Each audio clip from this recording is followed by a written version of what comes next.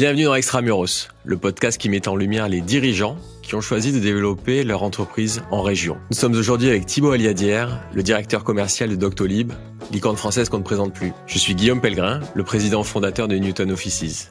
De Marseille à Lille, en passant par Lyon, Nantes ou Bordeaux, j'interroge les entrepreneurs pour comprendre avec vous les raisons de leur succès. Dans cet épisode, Thibaut nous fait plonger dans les coulisses de l'hypercroissance de Doctolib, qui a été rendue possible par l'ouverture de nouveaux bureaux à Nantes. C'est parti.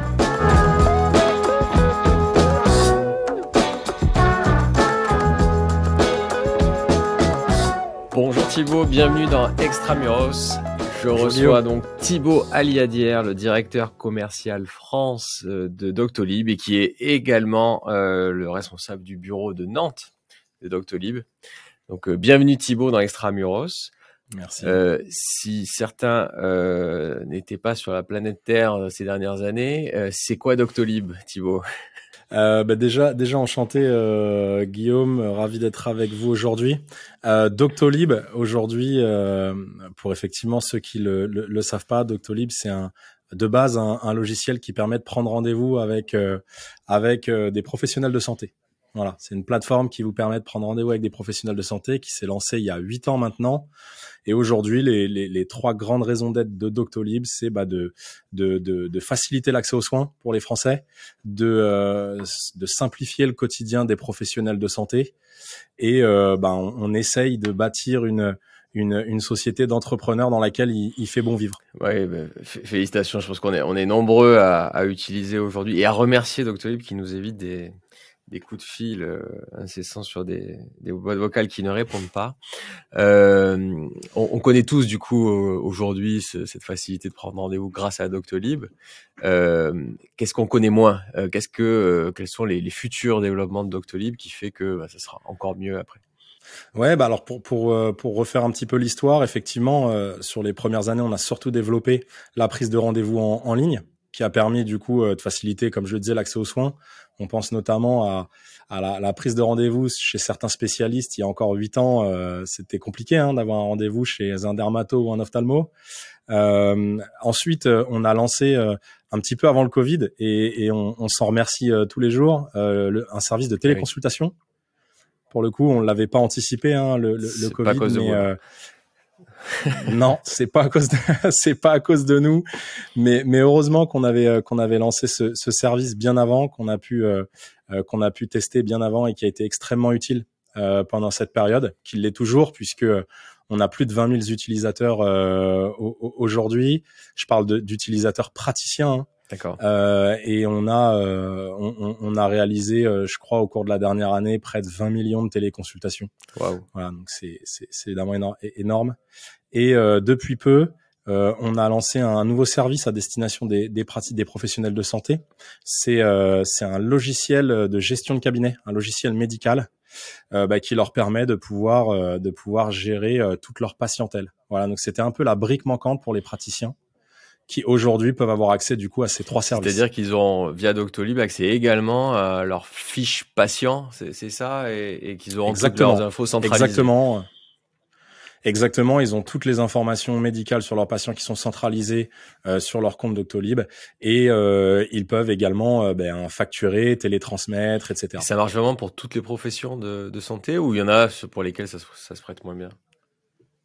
Eh bien, aujourd'hui, on a d'abord créé un logiciel pour les médecins généralistes et les spécialistes, et il y a certains spécialistes ou chirurgiens ainsi que les paramédicaux éventuellement qui ont des besoins très spécifiques, et donc on a un produit qui est en constante évolution là-dessus pour pouvoir l'adresser au plus grand nombre.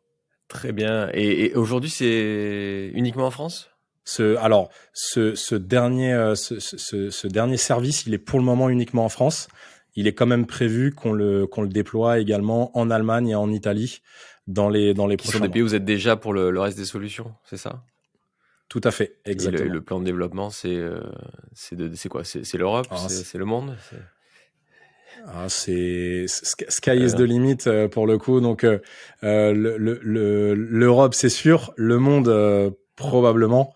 Et tout va évidemment très vite chez nous. Une fois de plus, on a envie, on pense qu'on qu'on a de vraies valeurs ajoutées à apporter à la fois sur, une fois de plus, l'accès aux soins et aux professionnels de santé. Et je pense qu'il y a encore énormément de choses à faire dans ce domaine. Ouais, moi, c'est ça qui me fascine avec Doctolib, c'est que c'est la rapidité de développement de cette société et puis l'ambition qui est là et qui est parfois moins présente dans des belles pépites françaises. Donc bravo, vous faites partie des licornes et vraiment des plus grands succès des startups françaises, de la French Tech. On va bien. Enfin, moi, ça m'intéresse de savoir comment on y arrive, comment ça marche une fois qu'on est dans cette équipe-là. Comment vous êtes organisé en fait autour de Stan, le fondateur, pour être aussi efficace et grandir aussi vite?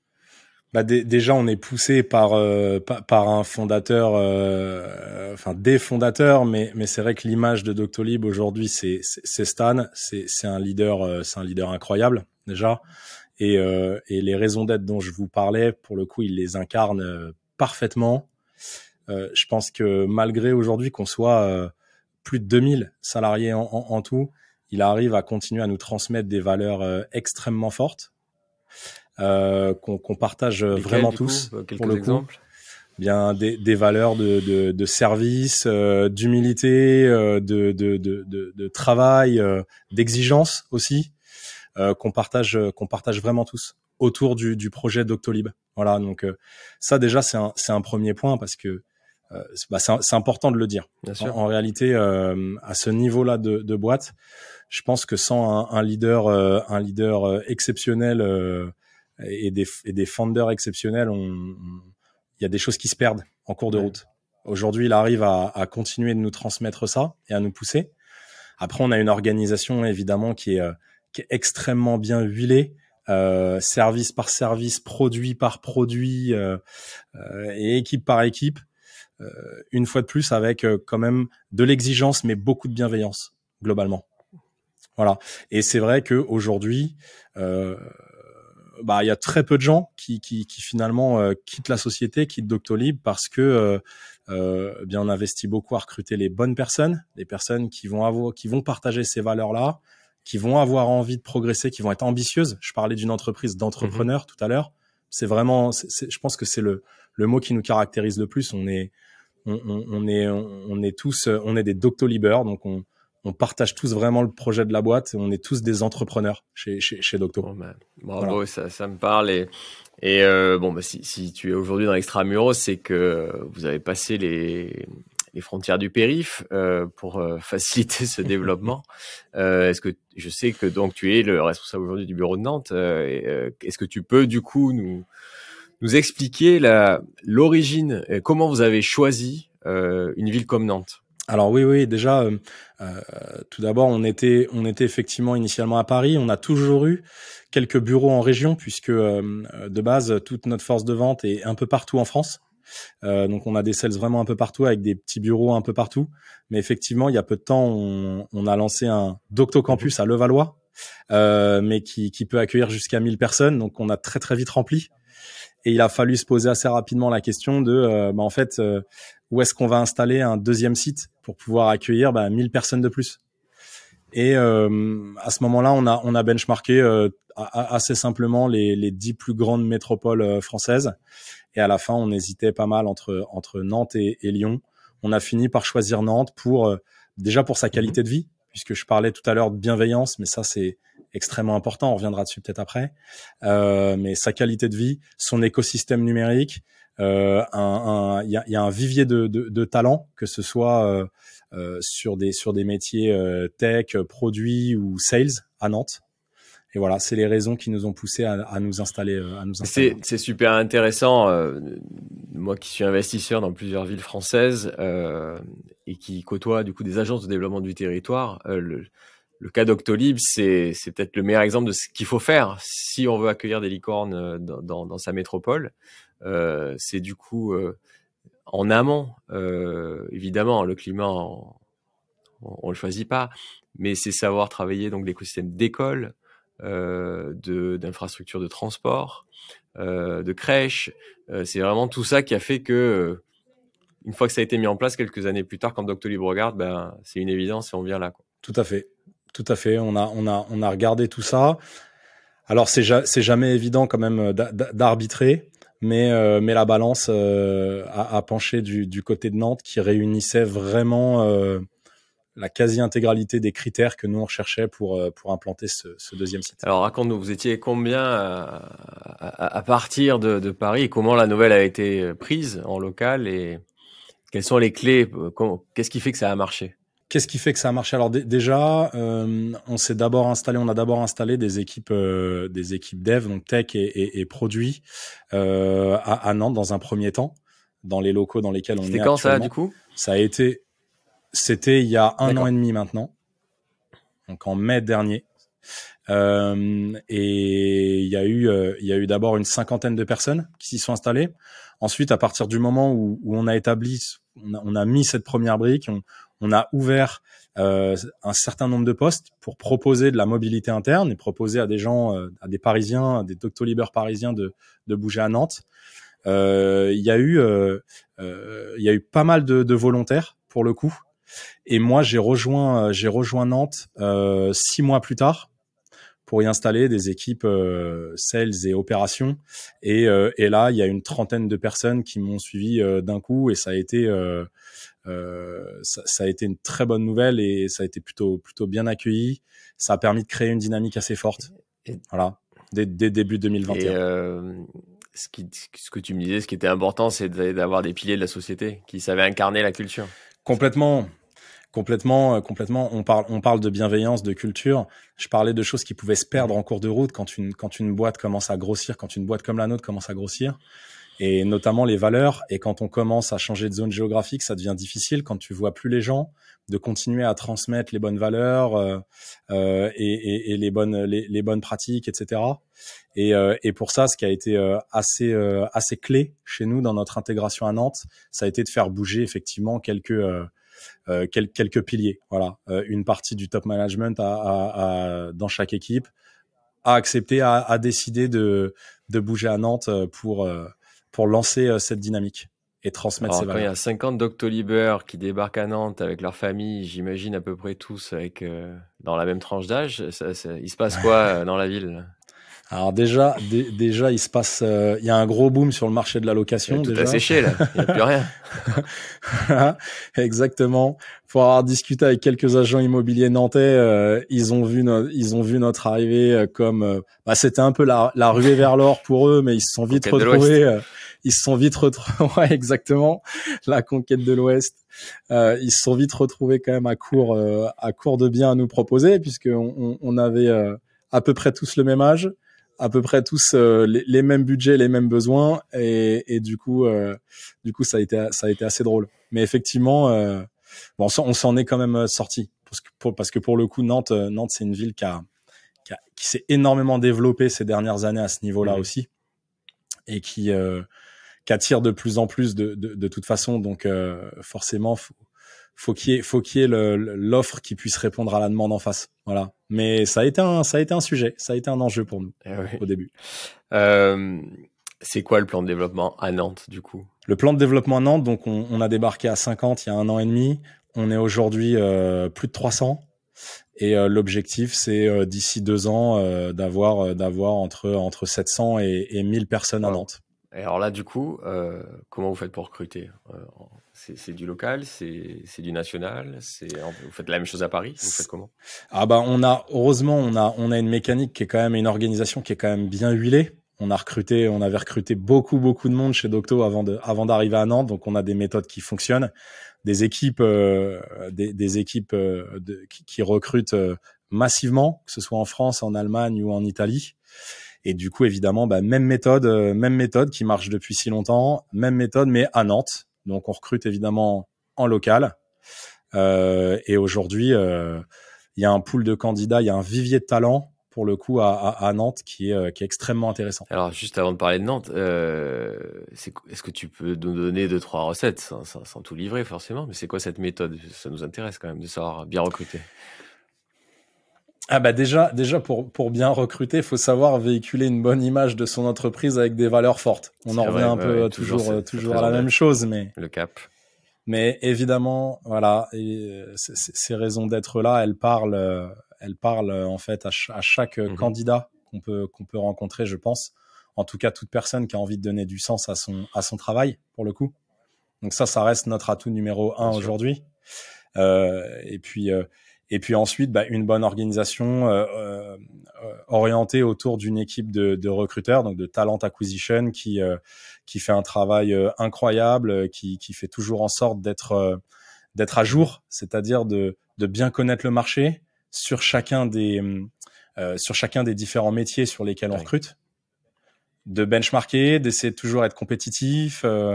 Voilà, il y a pas mal de best practices là-dessus. Est-ce qu'il y a une recette miracle? Je pense pas. Et c'est fait en interne. C'est les salariés d'Octo. C'est fait en interne. Et mais comme tu dis, s'il n'y a pas de marché, ça marche pas, malgré les bonnes méthodes. C'est-à-dire qu'à Nantes, vous trouvez des talents que vous aviez peut-être pas ailleurs, ou c'est quoi la différence par rapport à votre première expérience parisienne? Difficile pour moi de dire s'il y en a ailleurs ou pas, puisque on n'avait que Paris en référence. En revanche, ce que je peux dire, c'est que Nantes, il y a un vrai vivier de talents, il y a de super écoles. Et aujourd'hui, moi, j'ai vu personnellement beaucoup de candidats qui m'ont dit, en fait, après lui avoir proposé le job, qui m'a dit, en fait, merci, parce que je serais sûrement monté à Paris ou parti dans une autre grande ville pour trouver le poste qui me correspond et le poste que vous me proposez aujourd'hui chez Docto. Donc, il y avait un vivier de talent qui, je sais pas depuis combien de temps il est là, mais en tout cas, il est là depuis qu'on s'est installé ici. Et les candidats, je pense, sont contents d'avoir vu une entreprise comme Docto arriver à Nantes. Est-ce que rétroactivement, vous voyez aussi l'écosystème se réadapter, des formations se créer dans les écoles pour continuer à créer des développeurs, des métiers pour accompagner votre croissance? Complètement. Alors, dans les écoles, je pourrais pas dire, mais en tout cas, dans l'écosystème numérique, il y a beaucoup de synergies qui se créent entre les entreprises. Il y a des pôles de compétitivité. Il y a vraiment pas mal de synergies qui se créent, puisque je pense qu'il y a eu une prise de conscience sur le fait que Nantes pouvait être très attractif. Nantes avait un écosystème numérique incroyable et devait jouer dans la cour des grands à ce niveau-là. Et devait garder ses talents dans la région. Et vous, du coup, grâce à vous, les talents restent normalement dans cette région-là, puisque même le disent, tu vas pas faire de fausse modestie.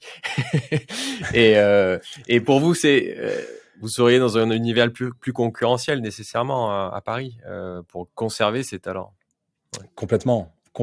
Aujourd'hui, ce que je peux constater, moi, après un peu plus d'1 an de présence ici, c'est que on a évidemment moins de candidats quand même qu'à Paris. On va pas se leurrer, même s'il y a un vivier de talent qui est quand même important, qui est aussi important, voire plus important que ce à quoi on s'attendait. On a moins de compétition, et du coup on a des candidats qui ont davantage envie de nous rejoindre, qui font moins marcher la concurrence, qui vont être plus investis, plus engagés dans le process de recrutement à Nantes, et qui derrière vont rester plus longtemps dans l'entreprise. Voilà, ça c'est les tout premiers constats. On en reparlera dans 1 an si c'est toujours le cas, évidemment, mais aujourd'hui, ce sont les premiers constats. Pour les garder, il suffit pas d'être à Nantes. Tu parlais de culture, tu parlais donc de cohésion. Comment vous faites en grossissant aussi vite? Moi, ce qui me fascine toujours, pour garder cette cohésion et transmettre cette culture. Bienveillance, proximité, déjà un onboarding digne de ce nom, donc un onboarding incroyable. Pour moi, d'un point de mon œil extérieur, l'onboarding chez Doctolib, c'est une honeymoon. Voilà, c'est la lune de miel, vraiment. Mais évidemment très très important pour le coup. Des perspectives qui soient claires, une vision, et derrière de la bienveillance et de la proximité. Attends, tu nous fais rêver là. Le honeymoon, il se passe quoi les premiers jours là? Je vais garder un peu de mystère là-dessus. Venez nous voir, candidater, venez passer des entretiens. Je suis déjà pris, je suis désolé. Mais je sais, Guillaume, je sais.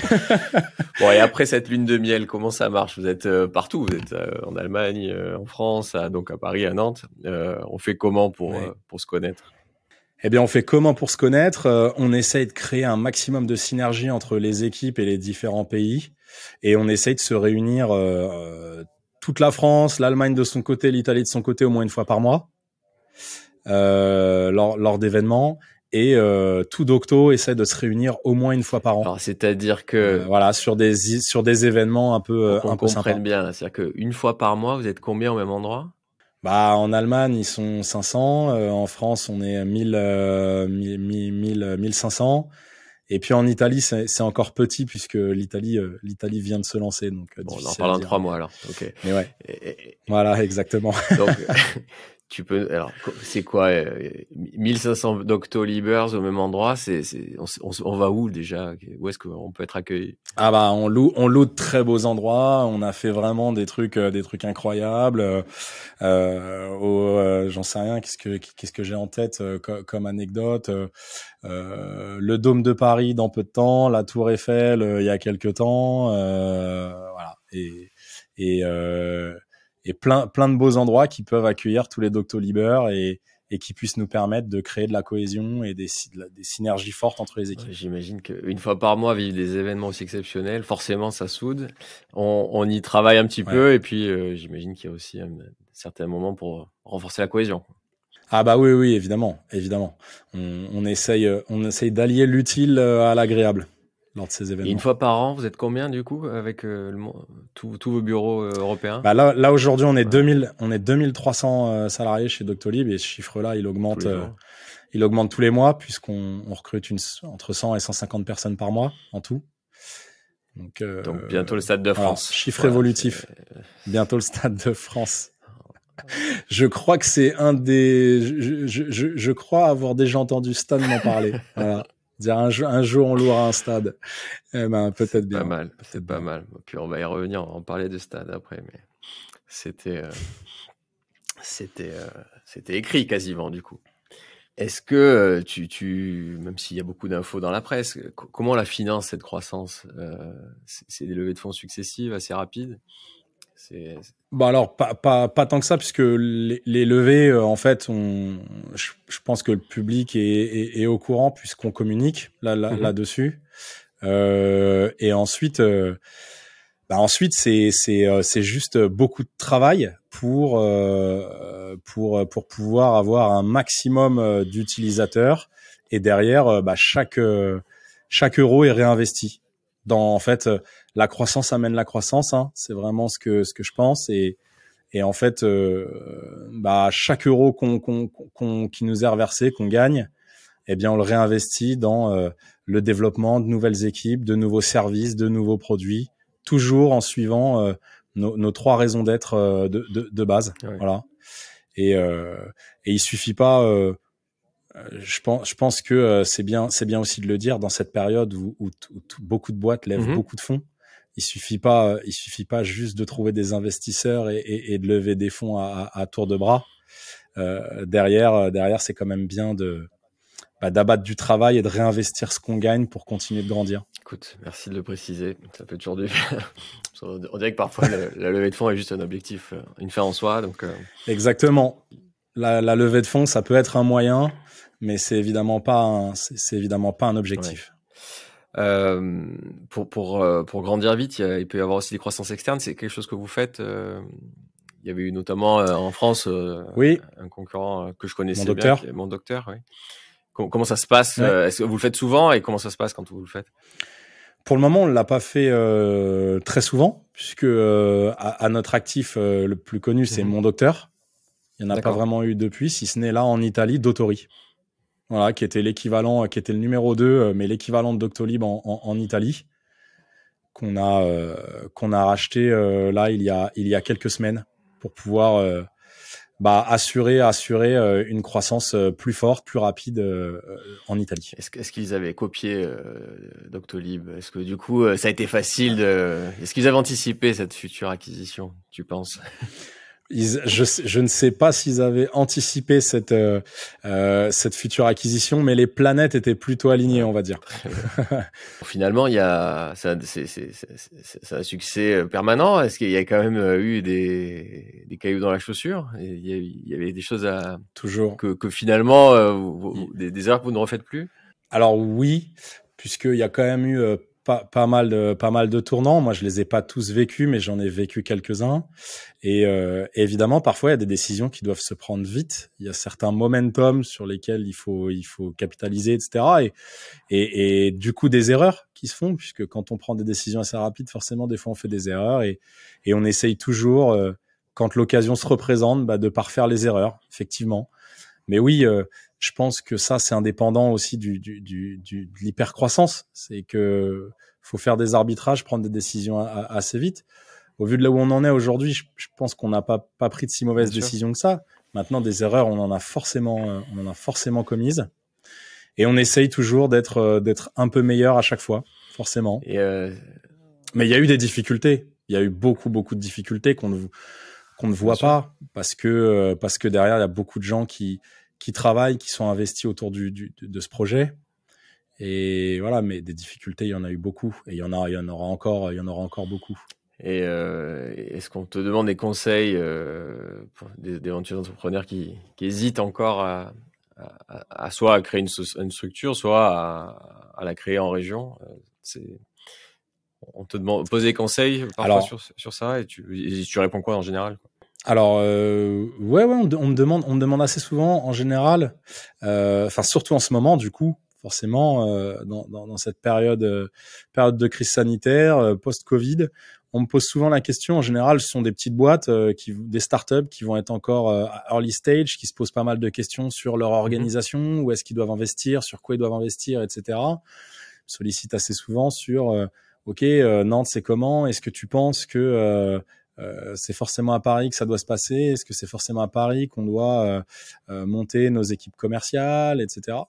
Et aujourd'hui, force est de constater. Alors, ça a été un peu plus facile pour nous puisqu'on s'est installé à Nantes. On avait déjà quand même des moyens et on avait déjà une assise assez forte sur le territoire français. Mais ça m'empêche pas de donner le conseil à ces jeunes entrepreneurs de regarder au moins, d'aller benchmarker, d'aller comparer ce qui se fait, d'aller regarder ce que des entreprises similaires peuvent faire en région. Et aujourd'hui, je pense que des jeunes startups qui s'installent, que ce soit à Nantes, Lyon, Bordeaux, Marseille, n'ont pas à rougir de ce qui se passe, de celles qui s'installent à Paris et de ce qui se passe à Paris, pour le coup. Puis, en plus, l'idée n'est pas d'opposer l'un et l'autre. L'idée n'est pas d'opposer Paris aux régions. Souvent, c'est complémentaire. Vous, c'est le cas? C'est quoi la répartition entre Paris et Nantes? C'est complètement le cas. Nantes, ça continue de grossir. Donc, pour le moment, la répartition, c'est il y a 1200 personnes à Paris, il y a 300 personnes à Nantes, il y a pas mal de personnes, comme je le disais tout à l'heure, un peu partout en région, dans des bureaux locaux. Et du coup, ça, c'est cette répartition et elle a probablement vocation à continuer de bouger puisque, comme je le disais, on va recruter davantage à Nantes. On va continuer de recruter un peu partout en région. Voilà. Et à Paris, en fait, à un moment donné, il y a la capacité d'accueil qui nous limite. Bien sûr. Forcément. Merci pour toutes ces précisions. Du coup, puisque tu louais la qualité de vie de Nantes, toi, c'est quoi une journée type ou une semaine type pour toi? J'imagine qu'il y a un équilibre pro-perso que tu allais chercher à Nantes. Alors oui. Moi, je travaille beaucoup depuis toujours, donc cet équilibre-là, je l'ai trouvé plutôt grâce à ma femme que grâce à mon organisation ou grâce à Nantes. C'est une femme d'organe. Ouais, exactement. Mais c'est vrai que ne serait-ce que on parlait de qualité de vie. Alors une fois de plus, être dans un bureau à Paris ou être dans un bureau à Nantes, ça change pas grand-chose. Mais on parle de qualité de vie en dehors des heures de travail et notamment le week-end. C'est une ville déjà qui est vachement moins peuplée. C'est pas surpeuplé comme Paris. On étouffe quand même beaucoup moins. Tu marches plus? Il y a moins de voitures dans le centre-ville. Ouais, c'est piéton. Il y a beaucoup de vélos. Il y a un microclimat. Alors, je sais que les Bretons. Alors, je sais pas si je dois dire que Nantes c'est la Bretagne ou pas. Hein, moi, je suis encore un peu parisien. J'ai pas envie de faire de dire de bêtises. Sans mauvais jeu de mots. Je vais pas me mouiller non plus, mais les Bretons te parleront du microclimat qui peut y avoir ici où ouais, il pleut beaucoup, mais il pleut jamais une journée entière. Voilà, donc on a souvent un rayon de soleil, on n'est pas très loin de la mer. Voilà, un centre-ville très très beau. Non, c'est vraiment très agréable pour le coup. Bon, je sais que tu es un grand sportif. Est-ce que tu continues à faire du sport pour garder aussi cet équilibre? On essaye de continuer à faire du sport. Je parlais de vélo tout à l'heure, mais c'est vrai que c'est le moyen de locomotion, je crois, privilégié des Nantais, le vélo. Mais oui, il y a de bons sportifs aussi dans cette région. Une fois de plus, toutes les activités un peu nautiques qu'il peut y avoir, parce qu'on est à moins d'1 heure de la mer. Il y a un club de foot, hein, quand même si les Nantais sont pas incroyables depuis quelques saisons en Ligue 1. Mais oui, j'essaie de continuer à faire pas mal de sport. J'en faisais déjà à Paris, mais une fois de plus, on se sent moins oppressé ici. Ça paraît plus simple. Bon, les vrais fans de foot auront bien noté que tu as un nom qui est connu. Toi, ça a été le foot, ça a été aussi ton sport étant plus jeune? Ouais. Oui, le foot, ça a été mon sport. J'ai fait l'INF Clairefontaine, donc en sport-études, et puis j'ai joué jusqu'à mes 20 ans à peu près à un bon niveau. J'ai tenté de jouer à un bon niveau jusqu'à mes 20 ans. Voilà, donc famille de sportifs, frère footballeur effectivement. Mais du coup, j'ai gardé évidemment un pied dedans, toujours très intéressé par l'actualité footballistique. Du coup, ton club de cœur aujourd'hui? Moi, j'ai été à ce niveau-là, j'ai été vraiment élevé par mon frère pour le coup. Du coup, je suis un fan d'Arsenal. Ouais. C'est un bon voilà. choix. Après, en France, mon club de cœur, j'aurais tendance à dire que c'est Paris, mais bon. Ah, ça a coupé, j'ai pas entendu. Il y a un problème technique. Plus sérieusement, et pour revenir un peu, moi j'ai beaucoup joué aussi, alors, un peu moins talentueux que toi. Qu'est-ce que tu retrouves au quotidien, dans le travail, que tu vas chercher dans ces années d'entraînement, de galère, dans le froid, dans la pluie, dans le jeu collectif? C'est très simple. Hein.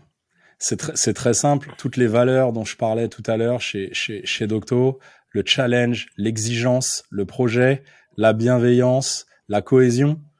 Je sais pas si ça vous parle, mais qui gagne. Quoi. Mais ouais, exactement. Moi, en tant que bon footballeur, en tant que footballeur, je sais que c'est le secret d'une équipe qui gagne. Voilà. Donc j'ai trouvé le meilleur substitut qui soit. Bon c'est parfait. Je sais que Stan est également sportif. C'est quelque chose qui fait partie de l'ADN finalement. Vous vous retrouvez avec plusieurs complètement sportifs dans l'équipe. Complètement.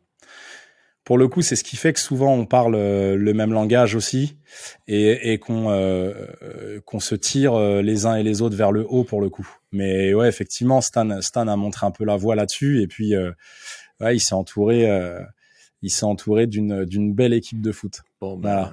Il n'y a pas que des numéros 10 parce qu'il ne peut pas y avoir que des numéros 10 dans une équipe. Hein, mais il s'est entouré d'une très belle équipe. Bon, le Stade de France, vous savez ce que vous allez y faire. Alors, du coup, il va y avoir un gros tournoi Doctolib. Ouais. Et puis en plus, à chaque fois qu'on fait des animations sur ces journées team building, en général, il y a des animations un peu sportives. Et Stan, c'est un vrai compétiteur. Il veut toujours gagner sur tout. Donc voilà, chaque année, on se dit, moi, c'est un de mes objectifs là sur les futurs team building, c'est battre la team de Stan. Voilà. Du coup. Donc j'attends le Stade de France avec impatience. Du coup, je me dis que sur mon terrain, j'arriverai peut-être à le battre. Ouais, j'ai toujours fait partie d'équipes hyper compètes aussi. Et la seule fois où on a joué au foot, il y a eu 3 blessés, un peu sévères, donc on l'a fait qu'une fois.